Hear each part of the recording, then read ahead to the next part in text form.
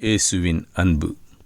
கிறிஸ்து இயேசுவின் நாமத்தினாலே உங்களுக்கு அன்பின் வாழ்த்துக்கள். சங்கீதம் 37 5 சொல்லுகிறது, உன் வழியை கர்த்தருக்கு ஒப்புவித்து அவர் மேல் நம்பிக்கையாயிரு, அவரே காரியத்தை வாய்க்க பண்ணுவார். பிரியமானவர்களே, உன் காரியத்தை கர்த்தர் வாய்க்க பண்ணுவார். எனவே நீ நடக்க வேண்டிய வழி, நான் என்ன செய்யணும் ஆண்டவரே, எந்த வழியில் நடக்கணும் அப்படின்னு சொல்லிட்டு நீங்கள் அந்த வழியை கர்த்தரிடத்தில் ஒப்பு கொடுத்துருங்க. அவர் நீ நடக்க வேண்டிய வழியை உனக்கு காண்பிப்பார். நம் சுய புத்தியின் மேல் சாய்ந்து நம் விருப்பத்தின்படி செய்யாதபடிக்கு கர்த்தருடைய வேதத்தையே நம்பி அதை சார்ந்திருக்கிற மனுஷன் பாக்கியவான் என்று வேதம் சொல்லுது.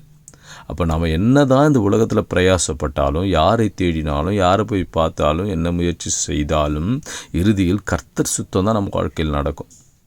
எனவே நம்ம அநேக முயற்சிகள் எடுத்தாலும், அநேகரை நம்புவதை பார்க்கணும், கர்த்தர் பேர் நம்பிக்கையாக இருக்கிறது உத்தமம். அப்போது கர்த்தரே தன் நம்பிக்கையாக கொண்டிருக்கிற மனுஷன் பாக்கியவான். நீ செய்வதெல்லாம் வாய்க்கணும் வேதம் சொல்லுது. அப்போது நாம் என்ன செய்யணும்னா, கர்த்தரை நம்புங்க. அவர் உனக்கு முன்பாக கடந்து சென்று உன் கோணலானவையெல்லாம் செவ்வைப்படுத்தியிருக்கிறார். அப்போ அவர்கிட்ட உன் பாதையை ஒப்பு கொடுக்கும்போது அவர் நல்ல பாதையில் ஒன்று நடத்துவார். அவர் இருதயத்தை உன்னுடைய ஒரு காரியத்தை குறித்து நீ வெகு நாளாய் கேட்டுக்கொண்டு இருக்கலாம். அதை நம்பி ஆண்டவரே இது எப்போ கிடைக்கும்னு காத்து கொண்டு இருக்கலாம். ஆண்டவர் சொல்கிறாரு, நீ என்ன பிரயாசப்பட்டாலும் முயற்சி செய்யுங்க, ஆனாலும் உன் காரியத்தை கர்த்தரை நம்புங்க, அவர் நிறைவேற்றுவார். என்னை நம்புங்க, என்னை நம்பி நீங்கள் காரியத்தை கர்த்தரிடத்தில் ஒப்பு கொடுத்துருங்க. ஆண்டவரே நீங்கள் தான், இதுக்கப்புறம் என்னால் ஒன்றும் பண்ண முடியாது ஆண்டவரே அப்படின்னு உங்கள் காரியத்தை கர்த்தரிடத்தில் ஒப்பு கொடுக்கும்போது அவர் அதை வாய்க்க பண்ணுவார். அவர் அதை நிறைவேற்றுவார்.